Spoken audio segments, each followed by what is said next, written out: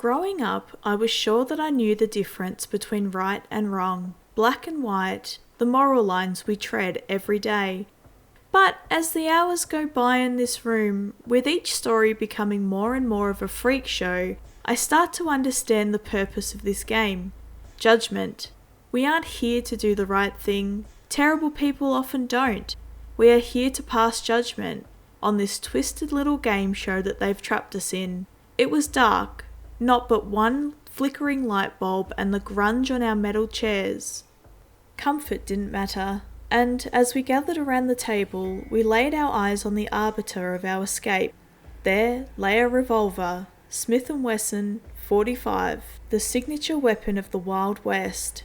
Each of us had been given a letter before being brought here, and were asked to read it once we had arrived. Against our will, we were brought here.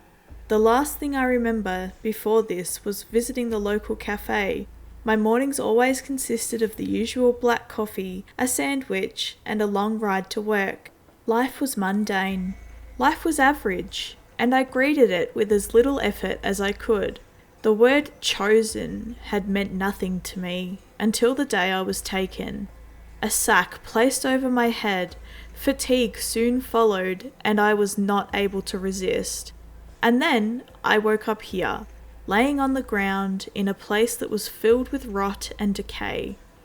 I notice a sign on the wall. Leaning over, I inspect it. Welcome, sir, madam. You have been chosen for an important task today. You must all sit at this table and talk and understand one another. You will each share your deepest sins, your deepest desires, and your darkest secrets. We hope that you will come to understand each other by the end of this game. The rules are simple. Once your stories have been shared, you will each have to decide who it is that deserves to die. All of you must agree, including the person who will die. Failure to follow the rules will mean death for all of you. Happy talking, kind regards, XOXO. Reading this, I couldn't help but start to panic. The anxiety was enough to force my lunch out from earlier. The lady who had come in with us began shrieking for help, her wails echoing in this, a small room, piercing even the tightest of corners as she begged and pleaded for her life. "Help us!" she repeated over and over until her lungs began to crumble under the pressure. One of the guys had trouble breathing.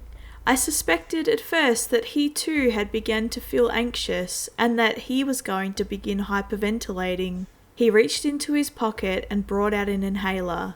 His hands were shaking.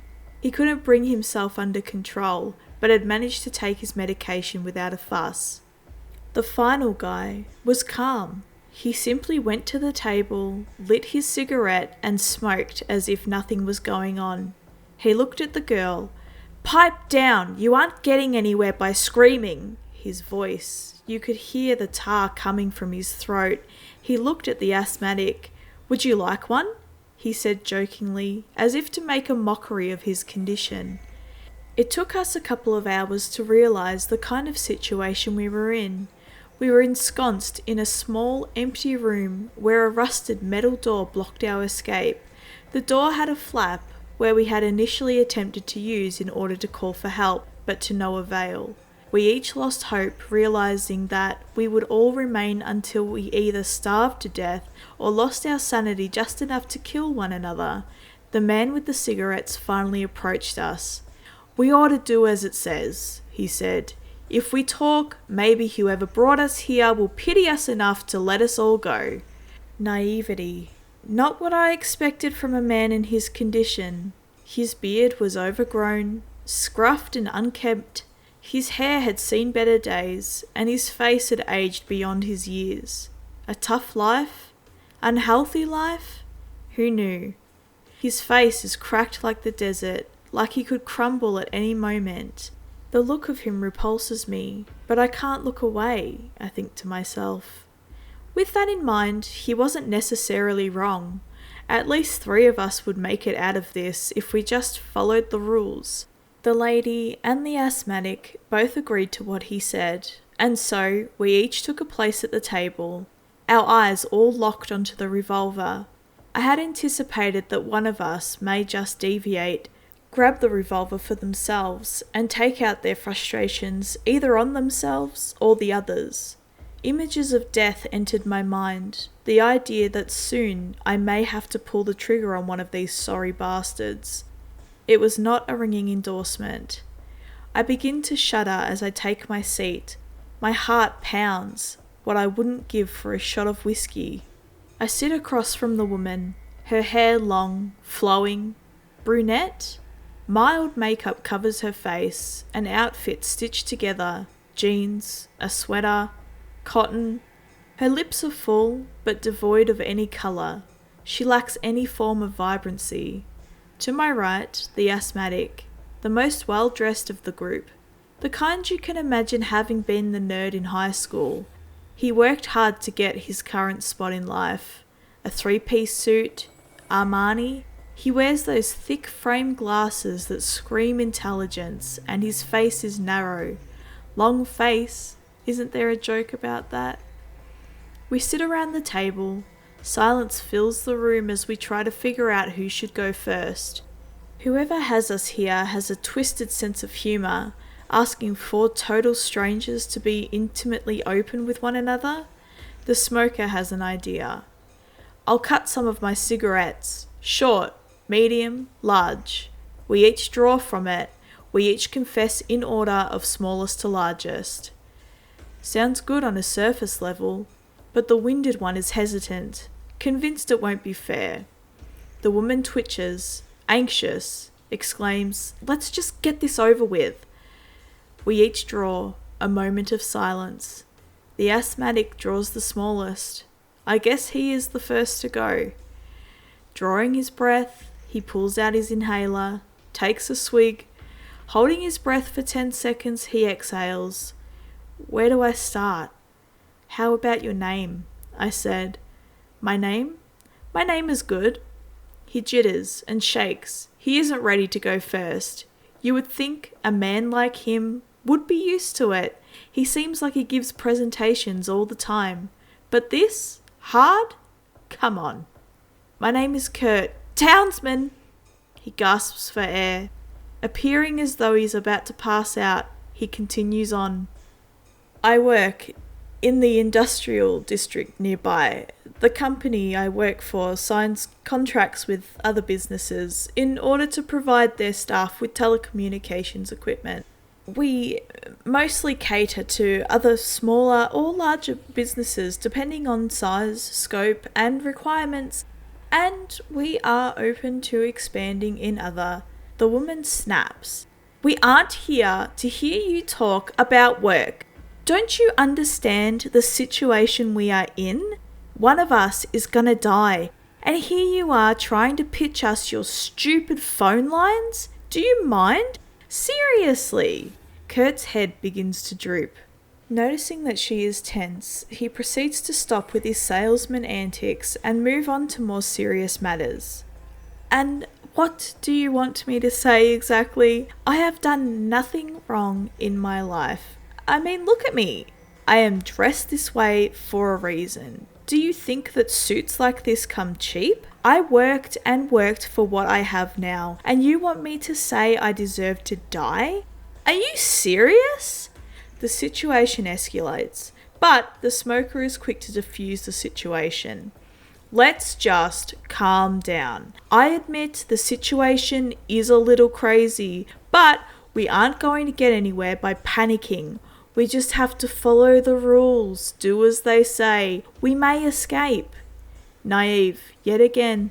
I admit though, it was endearing that he managed to stay so hopeful. So let's just all sit down. Let's talk about things. Silence fills the room yet again. Everyone is hesitant to continue speaking. Kurt begins to speak yet again, this time in a lower, more subdued tone of voice. When I was younger, I was infatuated with the idea of candy. Day in and day out, it was all I would think about. The taste of sugar as it dissolved on my tongue, and the many different varieties that confectionaries would make. When my friends would go out, we would pay a visit to the corner store often, and drain our pocket money on these sweets. I always had a pretty large allowance, and so I was the one buying all the best candy, all the best chocolates, all the best everything. What was he trying to infer here? One day, my father was fired from his job. His salary was gone, and he couldn't find any work for quite some time. My mother was upset, but not as much as I was. My sweets, they were gone. I couldn't buy anything expensive or luxurious anymore. Is he serious? I became more and more desperate for the feeling of expensive sugars. I started out by asking my friends to buy them for me. They weren't too happy when they found out the cheapest I would eat was $5 when they were buying candy for a fifth of that. Rarely did they ever listen to me. They would never ever buy it unless I begged and pleaded. Is he really serious? One day, in my desperation, I decided I had had enough. Unhappy with these circumstances, I decided that it was time to take matters into my own hands. I grabbed the largest bag that I could and I booked it from the store. While no one was looking, I emptied the candy trays, I needed my fix, and I got it one way or another. We all paused for a moment. We let the story sink in, and we all had the same dumbfounded look on our faces. What was this guy on about? You aren't serious, are you? The smoker says. You honestly think you are here over some candy bars you stole as a kid? We were all a little angry. A man painting himself as completely innocent? Obviously, none of us were, but this guy was just ridiculous. Clearly, at this point, he didn't switch off his salesman routine. The lady was especially annoyed. After the fight they just got into, he had the nerve to keep up the act of being this innocent, hard-working businessman. Cut the bullshit, she says. Just fucking cut it. He continued to insist this was the case, and he wouldn't lean away from it either. Taking his inhaler, yet again, he proceeded to remain quiet for now. He looked away from the rest of us, yet he had a smile on his face, as if to say he was brave in sharing this just now. As it happens, the smoker was next. Seemingly the most honest of us, he seemed as though he was primed to tell us exactly what he did that led him here.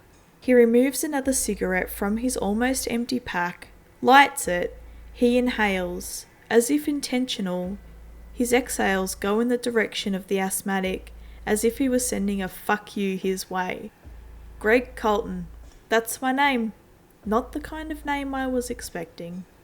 The sorts of events that led me here were somewhat messy, so I guess I ought to start at the beginning. It was my goal in life to settle down with the right person, a woman. Unfortunately, I wasn't very loved by many, and on the off chance I had been fortunate in this case, the ending was always the same. They had lost interest in me, interest in my love, would dissolve as quickly as it appeared. A sob story? Really? The day that changed was when I met her, Maria, the love of my life. I couldn't believe my eyes the day I saw her, the perfect vision of what I wanted in life, the very same I had dreamed of since the start of my journey. If you had dreamt up your idea of a perfect woman, I do not think it would come close to what I was seeing. In my heart, I knew she was the one. I had expected it to be another failure, but I was in shock when she actually reciprocated, saying yes to my advances and wanting to take things further at the same pace as me. The lady's heart was melting. You could tell she was suddenly an admirer of his, falling deeply into his story and feeling what he felt. She expressed more of a desire to hear his story than she did Kurt's. One day, we finally did it. We got married. The house of our dreams was ours, and we got ready to start a happy family. I did all the groundwork. I painted the house magnolia as she requested, got paintings hung up by her favourite artists, and furnished it with all the different chairs and tables she had pointed out when we went out. A year passed in our perfect home, and one day she pukes. Not knowing what it is, we rushed to the hospital, and we received the best news of our life. My Maria was pregnant. A baby boy would soon come into this world. We made him together. Kurt looks on in disbelief. I shared the skepticism, but it was kind of rich coming from him since he just blatantly lied to all of our faces. 9 months later, baby Greg was born. She decided that she wanted to be reminded of the man she loved most in the world when looking down at him, and that person was me. My heart sank. If I hadn't loved her enough already, I only fell even deeper. She was perfect, and together we made this perfect child. I wanted nothing more than to raise this family and make it the best. She was falling more for his words, but something didn't seem right here. If everything was so perfect in his world, then what on earth could he be here for? Sure, he was a little straightforward, but all in all, this story painted him in a positive light. A month later though, things began to go wrong. At first, Maria would ignore the baby's cries, only reacting as the baby became increasingly rampant. Her attitude towards the child seemed to lose the spark it had at first. She would never play with him, only encouraging him to go to sleep, and providing only what was necessary as to reduce the time she spent with him. She would lay awake at night a fair bit, ignoring the child's pleas for help, and when the child needed his mother, she would tell me to take over. I didn't mind this. I loved Greg with all of my heart, but it upset me seeing that she wanted nothing to do with him. One day, I come home from work and there is nothing but silence. I assume at first that both Maria and the baby have gone to sleep, and so I try to be as quiet as possible myself. I sneak my way into the living room, ready to watch some TV, and what I see is Maria and the baby. The TV was on, but muted. The silence was deafening. I call out to Maria, but she doesn't respond. Seemingly catatonic, I look at the baby and something is off. Greg puts his head in his hands and he begins to sob. We all seem to know what happened, but none of us wanted to admit it. None of us wanted to think about it. He wasn't breathing. Maria was holding our child in her arms, staring down, but she wasn't shocked. She was smiling. The smallest of grins are on her face, and she almost seems relieved. Unresponsive, yet relieved. I shout out to her, telling her our baby isn't breathing, and she just doesn't respond. The smile remains on her face as I hurriedly dial for emergency services. They arrive on the scene, but they were already too late. There was no way for them to know how long he had been gone for, and so any efforts to bring him back may have been in vain. They leave. The baby is taken to, and I start to cry hysterically. But Maria, she seems to only have this smile on her face, almost permanently. She gets up and starts doing her normal routine, cooking, cleaning, as though nothing happened. All the while, she has this damn smile on her face. Did she do it? I shout out all my frustrations at her, but all she can do in return is smile. She refuses to take notice of any of my emotions. Days of this same routine pass. I blame her for not doing anything to help, for being so frozen and static, negligent. She continues to smile as if nothing happened. My frustrations begin to grow as she continues her act. And finally what? I am certain it was her who let him die, and she did so on purpose. My pent-up frustrations now have nowhere else to go except straight at her. I walk into the kitchen and I find her cooking as she normally does, knife in her hand. She is slicing vegetables. I go on over to her and embrace her from behind. Her smile still wouldn't break. As I realize what I am about to do, I whisper in her ear that I was sorry, that I loved her beyond belief, but this is all that I have left, and that I cannot forgive her. I grab the knife and I stab her 12 times. I counted. He starts to cry again. The lady's face sinks and she realizes that the person she was supporting, rooting for, has revealed his true colours. How on earth does he have the audacity to cry? He killed his wife for fuck's sake and he wants us to pity him? How could you? She lets out. How could you do this to her? You're asking me?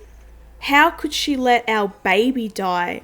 How did she allow that to happen? How could she still smile about it afterwards? She was crazy. She threw away the life I worked so hard to build. And even as the knife pierced her, that smile wouldn't go away.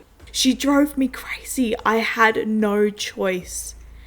Feeling the pressure, Kurt, in a display of anger, says, "But you loved her. But you killed her. But you loved her. But she's dead." "She killed our child," Greg exclaims. Everyone questions the why, but I question something else. He killed her, but he clearly wasn't sent to prison. "Where is she?" I asked. "No one caught you. You would be in jail for life for this, regardless of the reason." He looks shocked. His face sinks as he slowly starts to piece together the words to reveal his secret. "Where is she?" I slam my hand on the table. My thoughts are the same as theirs. "Multiple locations," he starts. "Her body would be found if I didn't act quick enough, and I wasn't going to jail over her. I loved her, but I wasn't willing to die for her. I take her into the garage and I start to do some DIY. No one would ever find her if I could hide her well enough, and I could pass it off as her running away, leaving forever. After all, our child just died. People do crazy things when they are grieving." I carved into her skin, making equal parts to disperse across a few towns. I shove each piece into a bag and am sure to bury them in random areas around my town. The fact that she is dispersed so randomly means that there will be no clear link between the locations. I write a letter, one that I pretend to find the next morning, and I call my friends to let them know about it. They feel sad for me, saying things like, "I'm sorry, Greg, she will come back someday." I become reclusive. I need to prove I am sad, that this has me depressed. We all look on, personally disgusted by the situation. "You men, you all repulse me," the lady says. "You all think women are here to please you, to make you happy. Didn't you ever stop to think about how she must be feeling?" Greg falls silent and sobs into his hands. He seems to regret his decision, but it's hard for me to buy his pious act after what he just said. Jolting up as if a massive weight has just been lifted from his shoulder, Greg starts to say, "That was relieving, but maybe we should continue. We don't want to be stuck here forever." Silence fills the room again. The wailing echoes of Greg's story continue to ring around us. Preparing herself for her chance to tell her story, the lady gears up. Her breath is heavy, and she holds her head in her hand. Her eyes start to bulge, as if to exemplify the trauma she is about to unload onto us. Her breathing continues faster and faster, but as her voice starts to croak, thump! Something fell through the door flap. It looked like something had been posted through. Readily, we all rush to the door, but I make it there first to grab the package. Selfishly, I think it's some kind of get out of here card. but I could not have been more wrong about that. I opened the parcel and inside, a single sheet of paper. A single sentence is written. Kurt is dishonest. Ask him about high school. We knew that he had to be lying, but whoever posted this, how could they have known? We all turn back and lock our eyes onto Kurt, his nerves on full display. What? I have been open. I followed the rules to the letter. I told you what I did. You're going to believe a madman over me? You're a stranger too, says the lady. None of us have any reason to trust each other. Our eyes all move to Greg again. Kurt sits back down, huffing and puffing. He turns around to the rest of us, but he refuses to concede to the point. His stance is defensive, his hands clenched. He is ready for a confrontation. But remembering Greg's story seems to calm him down. I don't think he is ready for a fight with a killer in the room. We all gather around the table and wait patiently for Kurt to spill his secrets. What happened in high school, Kurt? I ask calmly. Kurt hangs his head in shame, but he slowly begins to divulge his secrets. He remembers the rules, stating that we all will die if we do not tell our deepest, darkest secret. In high school, I was the resident nerd. Growing up, I was taught that intellect was something to be very proud of, that the pursuit of it made us good. I felt good when I got good grades, when I aced my tests, when my schoolwork was praised by the teachers, but my peers felt otherwise. We all huddle around him, ready for it this time. The other kids would frequently mob me. I came home some days with a limp. Bruises filled my body, and the little self-esteem I had was constantly crushed. My days back then were the worst I could ever imagine. I never fought back, being outnumbered. I let the other kids push me to the ground and beat me to a pulp. Eventually, I came to expect the beatings. It was no longer the shock to my system that it used to be. The bruising became second nature and a part of my high school life. The biggest kid, named Paul, led the charges against me. Kurt, at this point, begins to fall more and more silent, but wakes up when he realizes he needs to continue the story. Paul was a big guy, the most popular in school. Any girl he wanted, he would get. And any team he wanted to be a part of, he excelled at it. He seemed perfect, but he never seemed to think it was enough. I always thought he felt some frustrations that he took out on me, but it was never justified.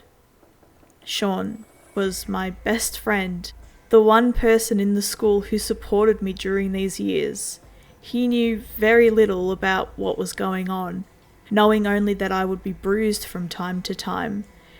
Any chance we got, we studied together, and I would help him with his homework quite often. The study centre was where we chose to hang out mostly, and was the only place I felt safe, but I could never stay there forever. One day, the beatings became so bad that I have to stay at home for a week. I couldn't keep food down, my stomach was always hurting. Water didn't seem appealing at all. My dad kept saying I needed to fight back, but at no point even remotely thought about moving me from that school. Maybe we couldn't afford it, but on the inside I had resented him. I resented him for all of this. My relationship with him would deteriorate to a point where we no longer speak, even now. He seemed to grow sadder and sadder as the story went on, his facial expression slowly becoming more and more devoid of anything as he continued on. I come back to school and nothing has changed. In fact, it is somehow worse. I summon up my courage to take the beatings again, but this time something is different. A new face has entered the arena. Sean is now part of the crowd and one of the leaders of the beatings. His feels the worst. He aims for my face, for my chest, all of the places that were affected just yesterday. He punches me relentlessly, holding very little back and unable to contain his violent desires. For the first time in a long time, I feel sad. I feel like I have lost something really important. I keep asking why. Why is he doing this? And he just repeats the same thing. I needed help. You weren't there. I assume he means the homework, and his grades suffered because of it. Holding nothing back, he starts to tell me the truth about how he felt about me this whole time. That I was nothing more than a tool to keep his grades up. That I have outgrown my purpose, and from now on, I was alone. That hurt more than anything.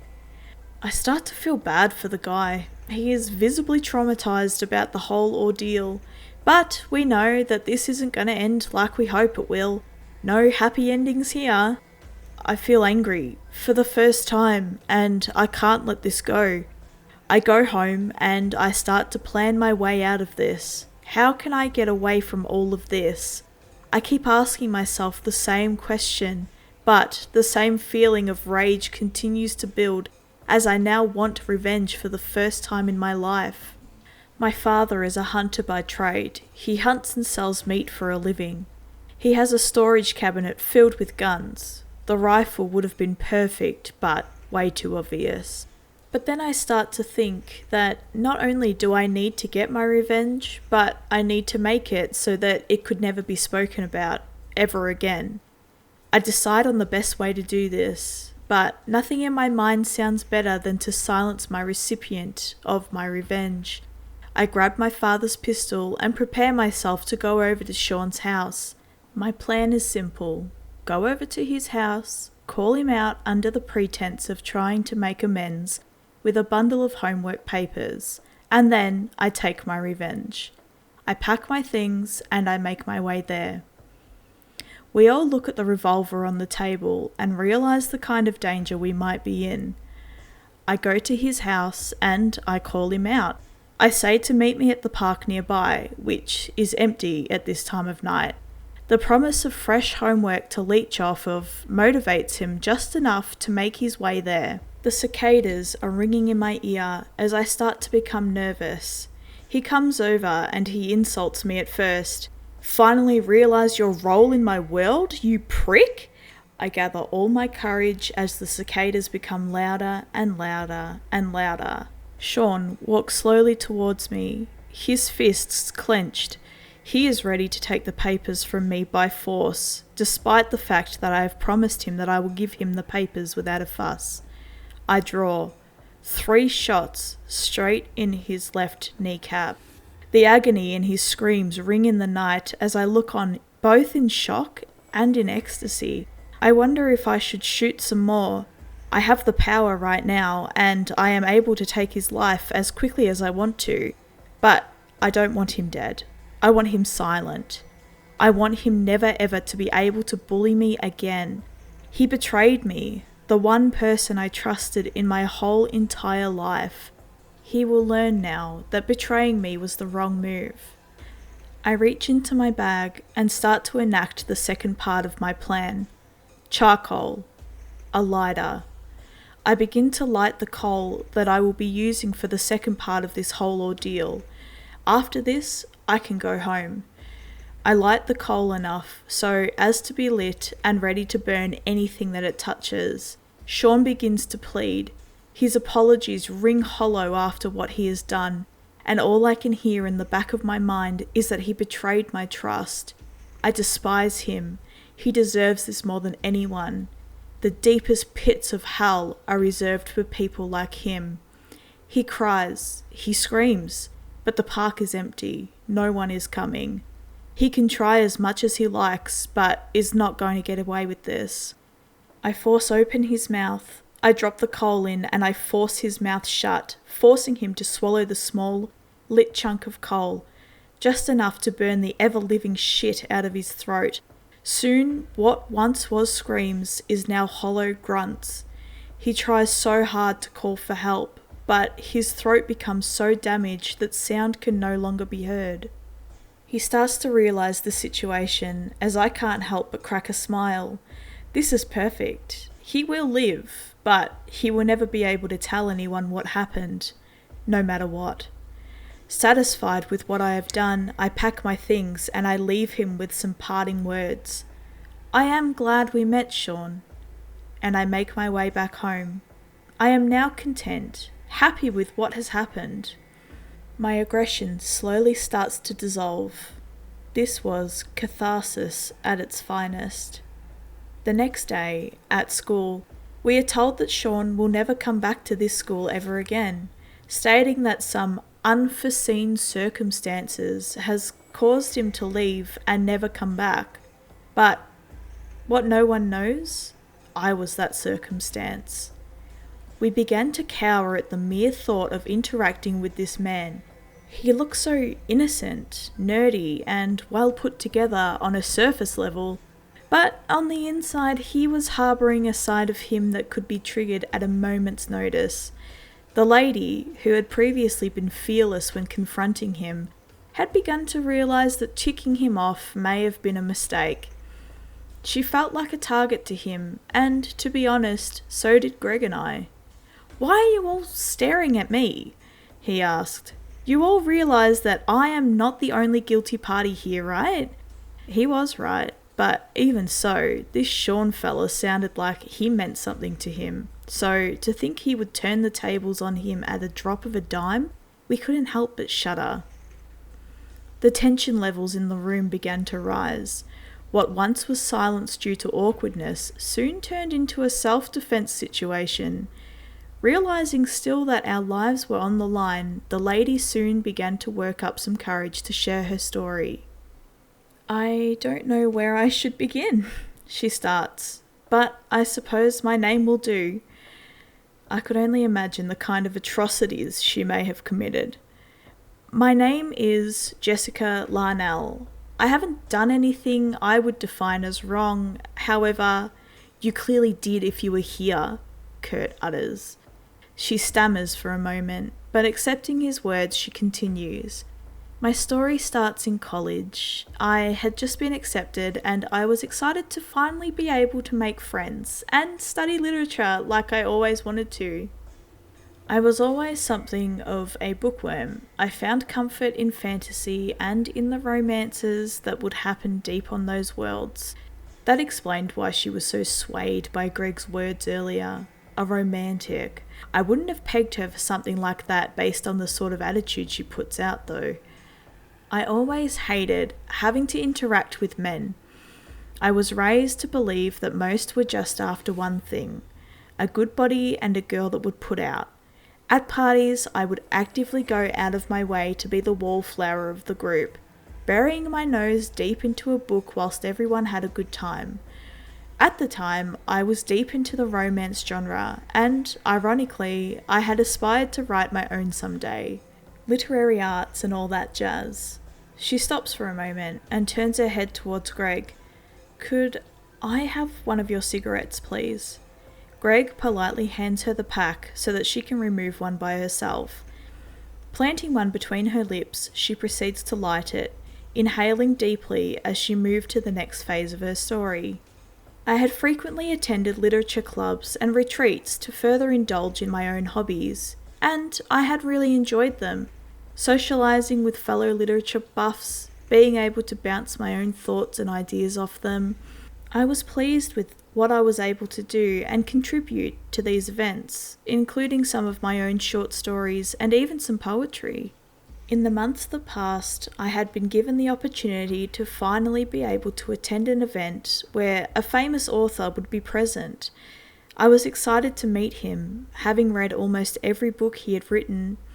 I was a fan of his work, and I jumped at the chance to be able to meet him, to thank him for his literary contributions, and I have a chance to speak to him about what I wanted to do in the future. With my goal in mind, I was pleased to discover that the college was endorsing the trip, offering students a subsidised package so as to be able to afford all the amenities necessary on the trip. I was buzzing with excitement. I could hardly contain myself on the flight. I made a point to gather some select books I thought were the best he had ever written. I read the hell out of them on that flight over, taking as many notes as I could as I prepared myself for an in-depth discussion with him about literary theories. I had thought that Kurt was the nerd of the group. I think this is the clearest cut case of looks can be deceiving. When I arrived, the event had already started, and any excitement I had kept contained was released almost immediately. I scurried over to every stall I could see, wide-eyed at the various literary displays that were being showcased, from live readings to discussion hubs, and I was enthralled. I gradually managed to set aside my excitement for these things, because I wanted to go over to the main event. I hurried from one side of the event to the other, bumping into God knows how many people, tripping over and constantly having to apologise at every opportunity. The high heels didn't help at all. I mean, who was I trying to impress anyway? I made it to the stall, where I finally managed to lay eyes on him. Elijah Samuels, writer extraordinaire. He was every bit as intoxicating to look at as he was to read about. His every expression holding a sense of intensity, but melancholic at the same time. He was a joy to look at, and the only way this could be better is if I managed to utter even a hello. To hear his voice would be a dream come true, something I could remember as a narration for when I picked up another of his stories. She sounded like she was infatuated by the guy, and for a girl who showed so much disgust for us men earlier, she was really speaking highly of this man. I could see Kurt becoming more frustrated by her descriptions. Must have reminded him of Paul on some level. I hurried over to my spot in line, number 5, and I swear this was the longest wait of my life. I've never ever felt trepidation such as this, the anxious blood flowing through my veins as I finally made it to the front of the line. And there he was, in all his glory. I barely managed to let out a hello, and when I did, I squeaked. "Your name, young lady?" Elijah asked. He wanted to know my name. I was screaming on the inside. Would he remember me though? I promptly replied with my full name. "Jessica Larnell!" I exclaimed it. He was visibly amused, whilst I sat there embarrassed. I started word vomiting all about how much he inspired me to write my own short stories, citing the books that I had used as inspiration when laying out my narrative process, citing the characters in his books that inspired the ones in my own story. Before I could finish, he stopped me. "Do you have one of these stories with you?" he calmly queried. I squealed on the inside again. An author like him? Reading my stories? What if he liked it? What if he didn't? I expected disappointment most of all, but I never could have prepared myself for what came next. I am thinking that this has the potential to be something spectacular, and I think that perhaps you would benefit from being able to work alongside another writer to collaborate on this premise much further. You may not know this, Jessica, but something that I often do is collaborate with budding authors such as yourself in order to further their dreams. With that in mind, I would love if you could give me a way to contact you, and maybe we could meet up and go over this sometime. My heart was pounding. He liked my story. A famed author liked my story. My story! This was everything I could ever want, and I walked away after giving him my mobile number. I immediately sent a text to my friends who were all so excited to hear that I had this opportunity. I eagerly went back to the room I was staying in, anticipating that he would call at any minute to arrange a meeting to finally write together. A day passed and the call finally came. Elijah, his deep, intoxicating voice was on the other line. "Well, hello there, Jessica. I am just following up on the offer I'd made yesterday. If you'd like, you can meet me where I am currently staying. I have rented out a house. I find that having my very own space helps when trying to gain inspiration. I will text you the address. I will be available after 1 hour, so don't turn up too early." Yes! I thought, but Playing it off cool, I said, "Okay, Elijah, I will see you soon." I quickly got dressed and I made my way there. I was finally going to achieve a dream of mine, and nothing at all was going to stop me. I grabbed my things and called a cab to take me there as soon as possible. The front door was as extravagant and as gothic as I ever imagined. The gothic designs, the intensity of the gargoyles on the door, and the handle. It was so cool. I could not believe I was staring at the home of such an amazing man. I knock and he opens the door. There, in his three-piece suit, he greets me in the politest, the most suave and intense way possible. I make my way inside and he asks me to take a seat in the study. He has this large leather sofa. No doubt it was expensive. The rental agency don't give this sort of stuff to anyone, but he was a special case. "Make yourself comfortable. I will go get us some refreshments. When I am back, we will go over your story." What a gentleman, ready to serve me at a moment's notice, but I knew inside it was just because he didn't want me breaking anything in this house. He hurries back and sits down on the sofa next to me. I get out all of my writing materials and he starts to talk about the story and what he liked. It was enthralling to be able to hear him talk about my story with such excitement. "I have to say, I find you very interesting. These writings seem to display a deep thought process and one that I could very much help endorse." He found me interesting. I wanted to hear him talk about it more, but things changed really quickly. His suave demeanour changed just as quickly as it appeared, as he began to talk about other things. I soon began to understand why it was that Jessica was so abrasive towards us. As she begins to explain further, her hatred becomes ever more clear. He gradually begins to make his true intentions known to me.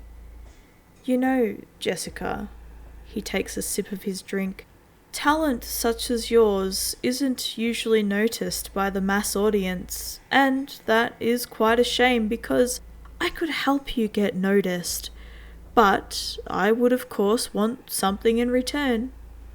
His hand slowly running up my arm, he makes his way to my dress strap and lowers it ever so slightly. He makes it clear now that this entire visit is nothing to do with business. He wanted more out of me than I wanted to give.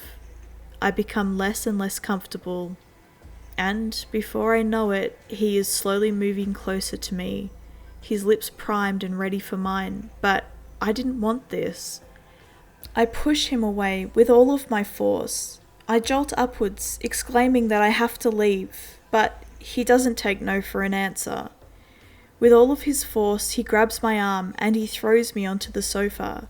"If you aren't going to cooperate, then I will just take what I want," he shouts at me, his cool demeanour now gone. I scream and I cry for help, but in this empty house, nobody can hear me. There are no neighbouring homes, there are no house staff, just his eyes defiling my body as he takes what he called me here for. He enters and I fall silent. I cannot breathe. I cannot think. He takes and I just lay there, wanting all of this to be over. He keeps going and going, his grunts becoming louder and louder, his sweat dripping onto my face as I feel nothing but anguish and disgust. I want this to be over. I want to go home. I want to leave this place behind and forget that any of this happened.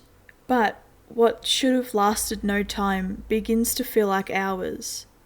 When he is done, he gets up. "Your writings were not great. They were mediocre at best, but I will make them well known, as I promised." He walks into the next room and I don't see him for the remainder of my time in the house. I get up and I am numb from all of this, and all I feel inside myself is pain and regret. I should have never come here, I kept thinking. My mum was right about men, I say to myself. Her words echo in my mind like a mantra being repeated over and over. Anger swells, and I have nowhere to put it.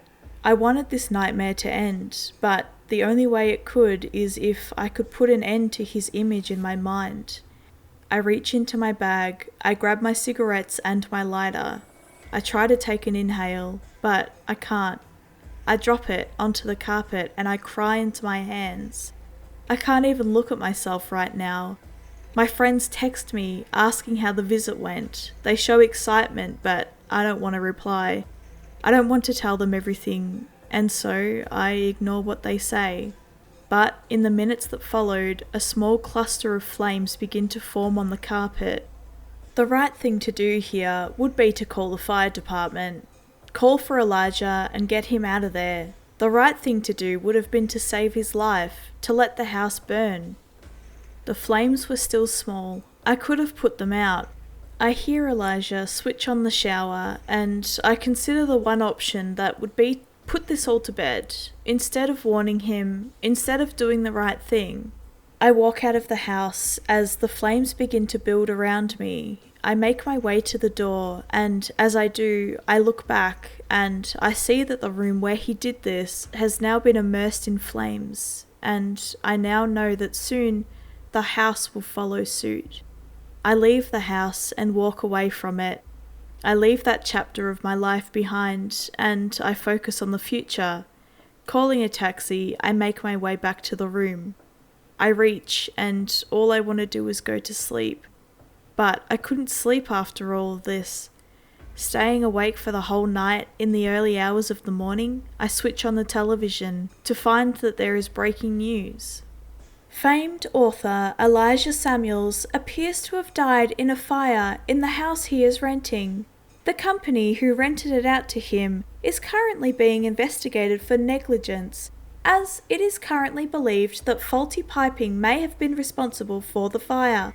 Fans have taken to Twitter to express their disbelief, messages of hope and of inspiration. For me, this wasn't hopeful or inspiring. Nobody knew him at all, knew what he could do, knew what he did. I needed this more than anyone in the world, and no one would ever know that I had done this. No one. The company would be investigated, and there were no traces of my presence there. I could put this chapter behind me, but I hate all men now. You are all disgusting, revolting, awful human beings, and taking you away from my life would be the best thing to ever happen to me. She left a man to die. And whilst she had all the reason in the world to hate him, allowed him to burn alive. Images of a man pleading and screaming for an escape as he gasped for air, the monoxide slowly filling his lungs. Does she not see that herself? You let him die like that? Kurt asked. You just left him behind? Rich coming from you, isn't it? She replies. Kurt reverts to his shy demeanour as slowly everyone begins to feel more and more ill at ease. Our eyes are no longer meeting like they were at first, as the realisation of being surrounded by killers starts to sink into our minds. We need to continue, Greg utters. We need to finish this sick game. That leaves you, silent but deadly, Kurt jokingly says. What could you have done, I wonder? Jessica asks. I admit I am not eager to share my story, but I have to. Either one of us die, or all of us die, and I don't know that I was willing to die for these people, or for the sake of a secret. I ask Greg for a cigarette so as to calm my nerves for the revelations to come, and I choose to continue. Neil Michelson, that is my name, and my story starts like this. Trepidation consumes my mind as I start to spill my story. My story starts with my childhood. Growing up, I loved a lot of things, mainly art and technology. These were interests I had in fact inherited from my brother, a driving influence in my life for some time. As the younger brother, I looked up to him greatly. I wanted to be like him, to be as cool as he was, to be something similar to him. I did all I could to align my interests with his. I watched all of the shows he did and played all the games he did. I wanted that for myself. He talked a lot about history and technology, and in doing so, my interests in these subjects only grew. Every day when I had done my homework, my chores, I ran to the TV so I could catch a glimpse of what he was watching. My eyes glued to the television as he explained what was going on. As I grew up, I began to develop on my own, but on the inside, I still sought to know what he knew about everything. In my early teens, he and I started going to the park to play some football or cycling. Anything like that would be the activity of choice. Eventually, my cousin would also join, and he would participate in these activities with us. They were fun. We had a great time. I was no older than 12 when we started doing this, and I remember having fun during the earlier segments of these days. My cousin and my brother were 8 and 9 years older than me respectively, and so I had trouble keeping up. But I tried my damnedest to, if only to seem tougher to them. I reached the age of 13, but we still kept going out to the park. Things began to change on our visits there though. Where fun was the main objective, they had begun to act differently, with activities centred around pushing my physical limits, be they cardio or anaerobic. I struggled a lot, and I couldn't keep up. I would frequently fall to the ground due to the amount of pressure that they had put me under, and I couldn't handle it. My legs weakened, my body tired. My brother didn't like this. Expecting better from me, he would urge me to get up initially, but this devolved into a ritual where instead of allowing me to catch my breath, he would instead subject me to something a lot worse. The first time it happened, I had fallen down after my knees began to hurt. I remember gasping for air and begging my brother to give me some water, the bottles he always carried in his bag. Everyone starts to turn their gazes hard on me, and suddenly it feels as though knives are piercing through me. I gulp as I begin to elaborate. My brother, 8 years older than me, threw his hardest punch straight at my chest. I had already run out of breath, but hitting me straight in the chest only made the struggle to breathe even harder. "What's the matter? Can't keep up with us?" This is what he said, and rather than try to pick me up, he instead continued to punch me in the chest and in the stomach, with each one gradually feeling heavier and heavier as each one landed. The bruises began to develop as I struggled to get up. People saw this happen in public, but they wouldn't take notice. They simply walked on about their day as if this was a normal thing to happen. As I gradually managed to get back on my feet, I felt too weakened to try and fight back. As we made our way home, I ran straight up to my room and gasped for more air, unable to handle the weight of these punches. My brother and I shared a room, and we had always gotten along just fine. But since his change in behaviour, the beating spread to there too. If something happened that he deemed completely out of line, he would swing a punch my way, or push me to the ground and kick me in the chest. He was rarely ever light on this, and with every hit I received, I only began to feel physically worse. At the park, things began to progress. I was too afraid to say no to him when he said we should go there again. And so, on our repeated visits, he and my cousin made it a point to make sure I received a beating. Every single day, they would do everything they could to cause me harm, which was something I had tried to mask from my mother. At one point, they aimed only for my leg, kicking me there, punching me there, crushing it under their feet as they could feel my anguish becoming increasingly worse. I screamed in pain, but no one would take notice, least of all them. They would laugh it off. "Quit your drama," they would say. "We are doing this for you." What did that mean exactly? What purpose could have been served by abusing a 13-year-old? Every single day, as the beatings became worse, they would slowly evolve their tactics to force fear into my body to make life as unbearable as possible. These started out small, playing on my fear of spiders by locking me in a room with one the size of my hand, all the while recording it through the window for their personal archives. The beatings would be something that they would record too, and something they would laugh about frequently. I walk into the room one day to find them both on the sofa, with their cameras connected to the TV. They are watching all of the footage of the abuse that they inflicted on me and laughing hysterically over it. They beckon me over and ask me to sit and watch with them, and I try to laugh it off as awkwardly as I can, but on the inside I am crying. As this begins to externalize, my brother slapped me across the head and said, "Don't you realize? We did this for you." He laughs harder and harder as the videos start to get worse, and part of me wants to die at that point.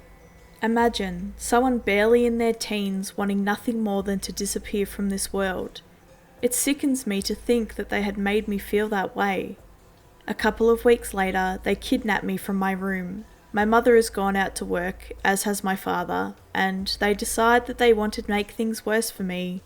They tie me up and throw me into the trunk of the smallest car we had in the house. I beg them not to close the trunk, but they don't stop, laughing continuously. They drive, and judging by the speed, I assume that they were on a motorway. They gradually increase speed, and they start to switch lanes as fast as they can while doing it. Me, without any form of seatbelt, I start sliding around in the trunk. Doing so throws my body against all of the hard places of this enclosed space. Sharp objects were in this trunk, and so some of them had hit my skin, causing lacerations, causing bruises. I screamed for help. I begged them to stop doing this as I was in so much pain. My body truly could not take it anymore, but their music was on loud and no doubt they could not hear the cries. Not that they would have done anything about it. My arms are cut, my head is bleeding, my body is bruised and there is a numbness to this pain, to a point where I stop noticing it. I feel the impact, I realise it hurts but powerless to do anything. I stop screaming. Eventually, I become dazed and I lose all interest in continuing. I black out from the pain. Eventually, I wake up in the back seat of his car. I see the back of their heads as they express how proud they are that they did this, that it was well worth the planning, and that this is by far the best thing that they have recorded. I start to cry hysterically, but they take no notice. They look through the rearview mirror and my brother continues to say the very same thing. This was all for you. I don't know what it was about that statement that finally caused me to snap, but I remember blacking out with rage after that. I scream even louder, noticing that my brother is speeding down a residential road. I take my chance. I don't care if I live or die, I just don't want him to exist anymore. Each of their eyes are glued to my face. They notice the tears rolling down my cheeks as I work up the courage to state the next bit. I grabbed my brother with all the strength I had from the back and start to choke him.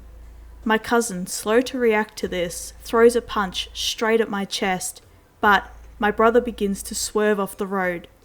His speeding causes the car to crash into another car on the other side of the road, and before long, we all feel the impact. My brother's face hits the steering wheel and my head hits the driver's seat. I black out after that, the impact enough to cause me to pass out. When I finally come to, I am on the side of the road, a man hovering over me, seemingly relieved to see that I am okay, that I woke up. I catch my breath. The man notices I have many cuts and bruises, but assumes that this was a result of the car accident. The car that my brother was driving was on fire, and I soon managed to catch a glimpse of what was inside the car. Although I was saved, my brother was not, and his body slowly begins to burn to ash as I watch the car slowly start to break down from the flames. His face, his mouth wide open, his flesh slowly burning and chunks beginning to fall off as his body began to disappear. I look on and I cannot stop watching. He wasn't alive anymore. Could I have done this? I start to question what I have done, but I am no less indifferent to it. For whatever reason, despite the fact that I had caused this whole accident to happen, I felt nothing. Not even scared when seeing his body slowly fall to pieces. A scene from a nightmare, yet I couldn't feel anything towards it. The ambulance arrived on the scene, revealing that I was going to be okay after some routine checkups, but that the accident had rendered my cousin completely paralysed. Someone had managed to get him out, however, his spine was crushed from the accident, affecting his motor and communication skills. it was safe to say that he would not be able to recall the events of this situation in a conversation, as he had effectively been vegetated from the accident.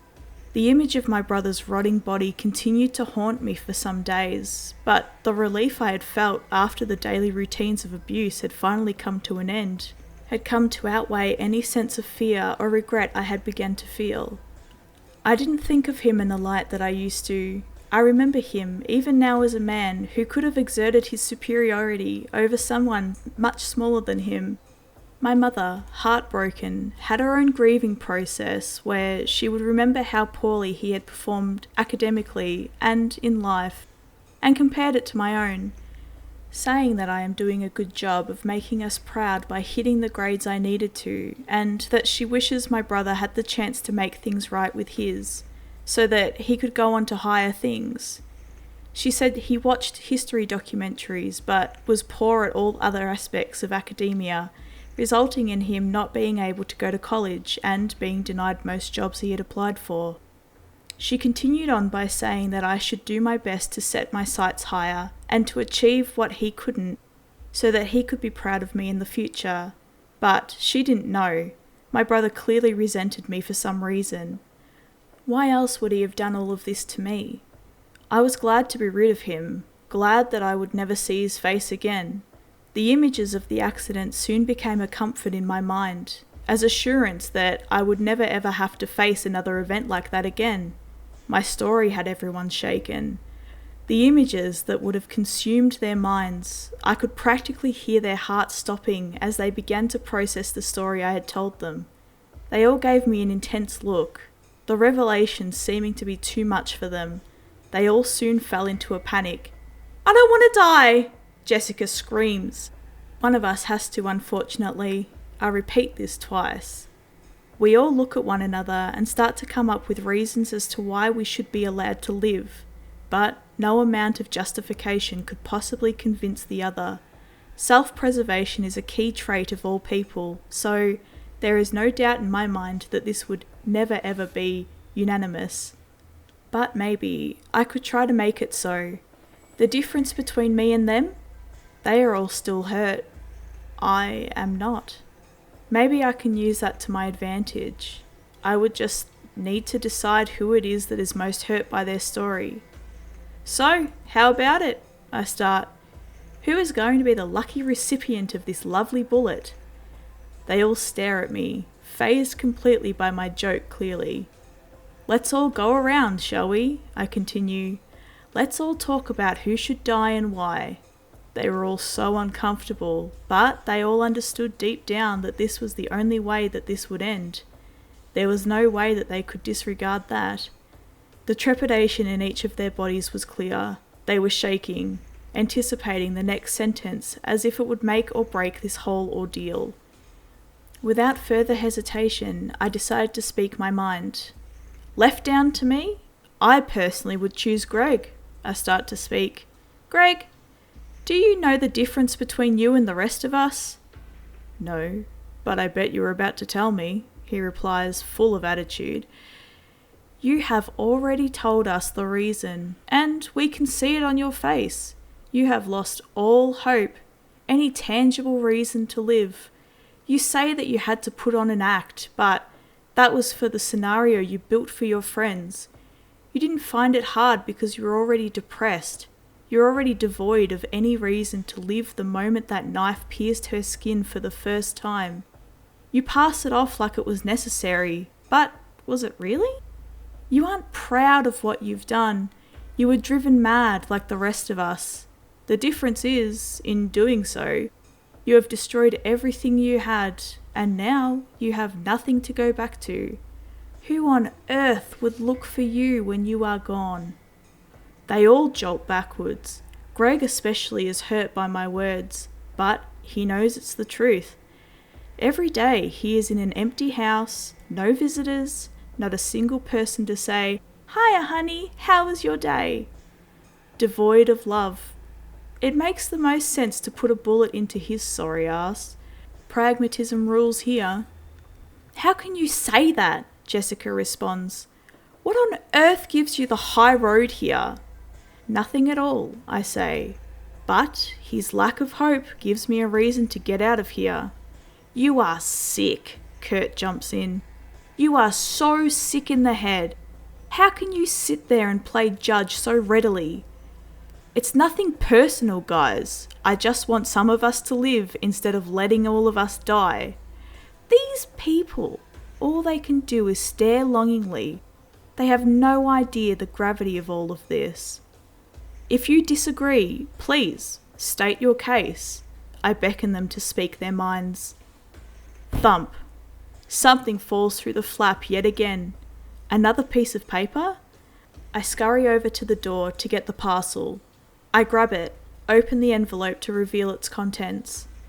This isn't about who is lonely. It is about who is most guilty, the sin that runs deepest. A grim reminder of how my reasoning doesn't matter, and no doubt this was going to be difficult for us to pass judgment on. What exactly is the criteria for guilt? If it is how we feel, then the others definitely have more of that than I do. We sit there for a while in silence.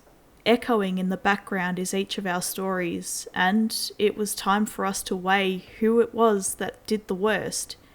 We needed to. How else would we get out of here? Let's start then, I lead with. I stand by what I said, that Greg should be the one to go. But if we are talking about guilty, who did the worst? Then I say Jessica. Jessica jolts up out of her chair. And what gives you the right to judge me? She shouts at the top of her lungs. Ready to throw a punch at me, I stop her in her tracks. You know why? You, unlike the rest of us, had the chance to intervene. The chance to stop what it was you were about to do. You said it. The fires were small at first. You could have put them out. You could have saved his life. But you didn't. Unlike us, you didn't act on impulse. You acted on decision. You made your choice then and there. In that moment, that you would leave him to burn alive in his own home. She steps back to think about what I said. Do those images not haunt you? Do you not hear the screams in your mind as he burns to a crisp, begging for help, pleading for a way out? Her head buried into her palms. Kurt looks on as if to pity her. She looks over at him and sees his sympathy. But he... I know, Jessica, Kurt said, as if showing humanity for the first time. I do not agree with what Neil said at all. If anyone in this room deserves this bullet, it would be him. Shocked, in fact, I thought Kurt would agree. The most confrontational person here has been Jessica, and Kurt has been the recipient of all of her attitude. But here he was, showing empathy. What on earth was he thinking? I agree with him. Greg supports his choice. You are clearly the worst of us here. What? How? And what makes you say that, I wonder? My defensive stance is taken. You all feel regret. You all know what you did is wrong. You even know in the moment, and here you are, crying, sobbing, trying to get me to feel sorry for you. What gives you the right?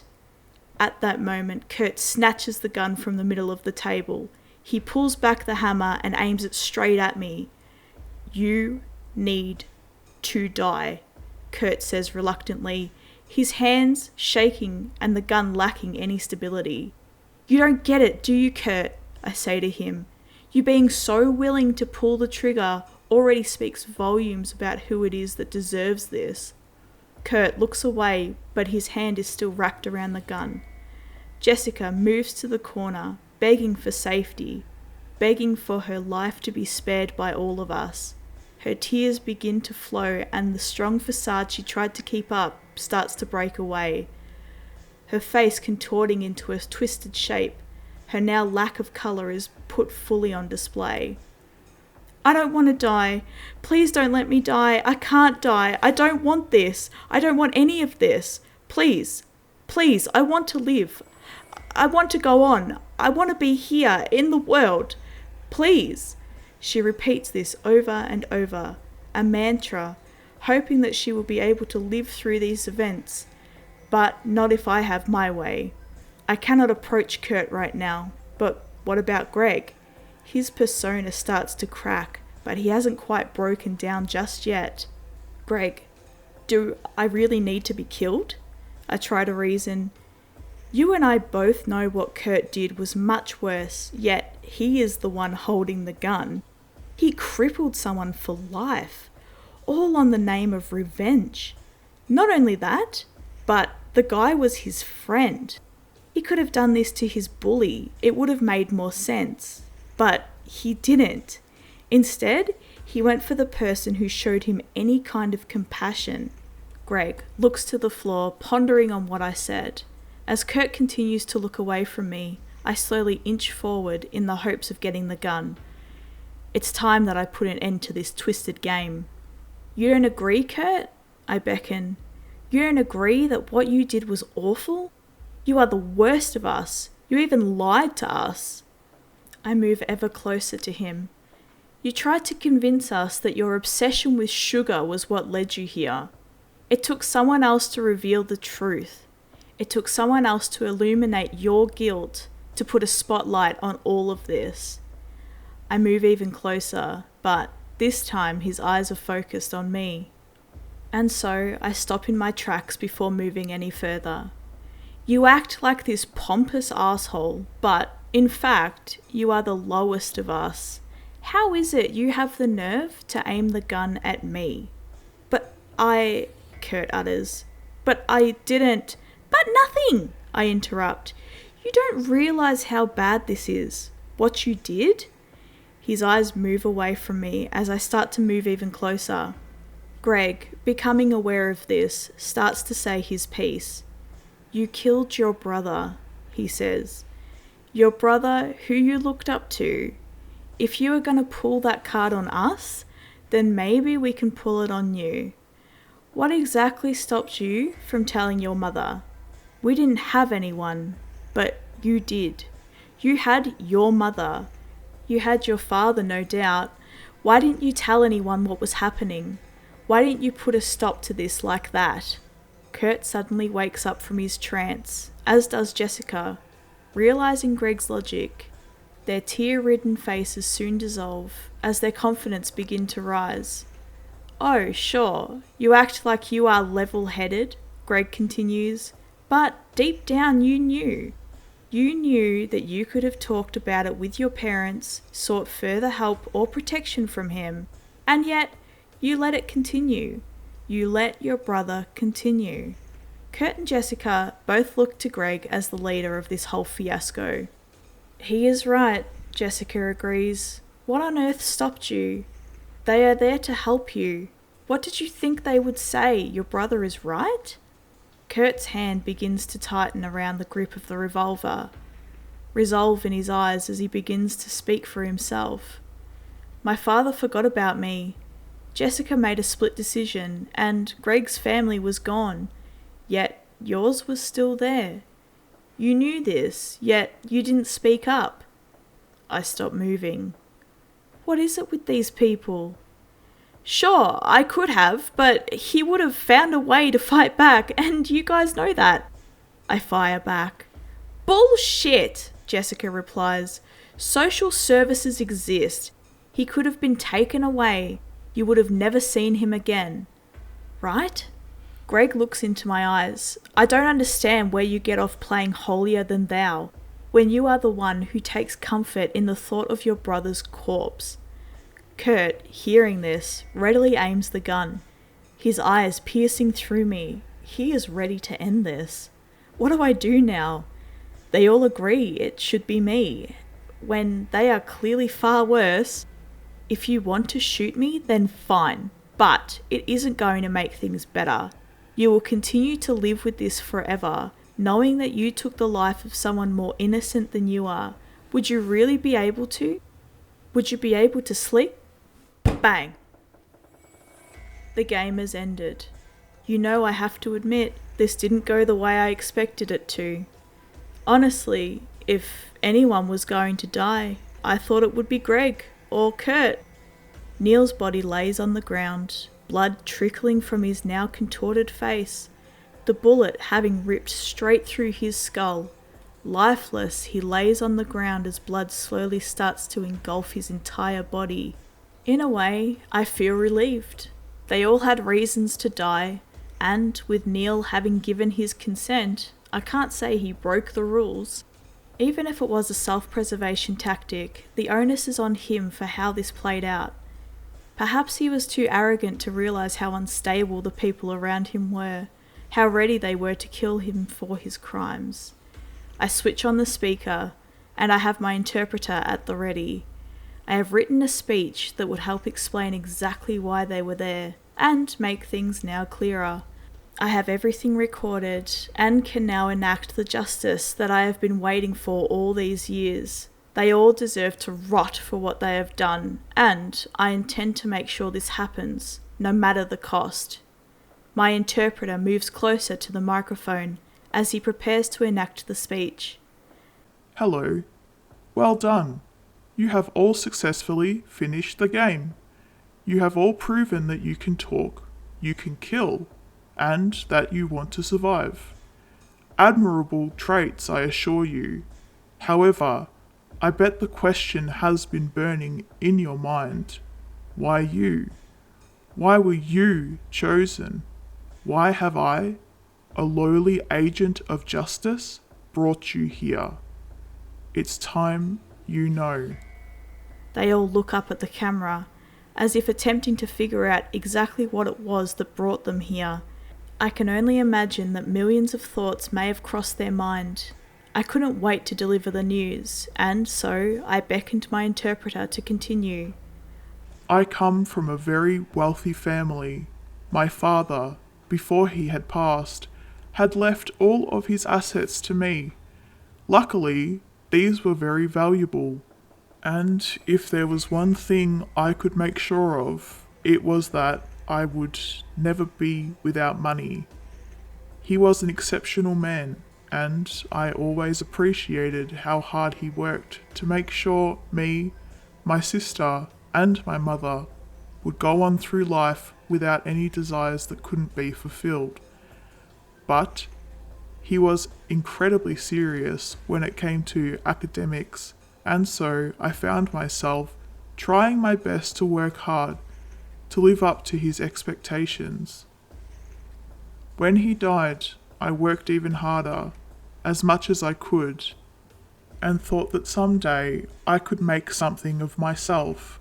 A close friend of mine, God rest his soul, he would motivate me to move on, even after my accident, that I could make something of myself in this world. I decided then and there that I would bring justice to those who wronged me. I could see it in their eyes, the confusion, the doubt, the anxiety. They all sat at their respective chairs, anticipating that I would come in there and kill them myself. But, let's be honest, in my condition I couldn't. This game did that for me. You have all wronged me. Jessica, you hurt my father. You are the very reason he is dead. Elijah Samuels, my hero in this world. You took him away from me without even a second thought. He was brilliant. He cared for us deeply, and you allowed him to burn alive in a fire with no regard for his feelings. The screams, they must haunt you. They haunt me greatly. Greg, you left out an important detail. Maria's last name, Samuels. You took from me my sister. She was an incredible human being. She supported me even after my accident, made sure I would eat well, and snapped me out of my depression and convinced me to move forward. If it hadn't been for her, I would have taken my own life a long time ago. You took that away from me. I cannot forgive you for that. Neil, you took my best friend. You took him away from me for the sake of revenge, and you didn't even consider what he may have meant to the others around him. I do not care for what he did to you in the slightest. He and my sister were the very reason I chose to continue living. That bullet, I am glad it pierced your skull. I am glad that your blood is on the ground and that you are bathed in it. You deserved everything that came to you. I regret only that I wasn't able to pull the trigger myself. And now you, Kurt, you don't remember me? It is me, your friend, Sean Samuels. Do you remember how much I pleaded with you that day to spare me, to give me a chance to make this up to you? I could have lived with the disability, but can you imagine how hard it was for me to go through life, not being able to talk about what you had done? I was so afraid, but no longer. You no longer have that power over me, you arrogant son of a bitch. They all fall to the ground. Jessica begins to cry and scream hysterically. Greg begins to cry uncontrollably, showing the first real shred of emotion since he got here. And Kurt? Well, he hyperventilates. His asthma pump is no doubt on its last legs. Just know that I do intend to release you. However, I have recorded all of the footage here, and I intend to let the world know what you all did. You will all rot for everything you had done to me. You will all die in a cell, or, hopefully, you will all save the world the trouble of having to find you. It is your choice. I cut off the microphone, proud of this day. I click the button to unlock the door, as they begin to weigh whether or not they should leave, for fear of what the footage may do to them. And they are right to fear me. Whatever you do in life comes back to haunt you in some way, and I have demonstrated this today. Why hello there, guys, ghouls and girls. Thank you for tuning in to the latest video. Please show your spooky support by hitting the like button, leaving a comment, and hitting subscribe to catch our next video. Feel free to send through your scary stories using the email address in the description below. Stay spooky.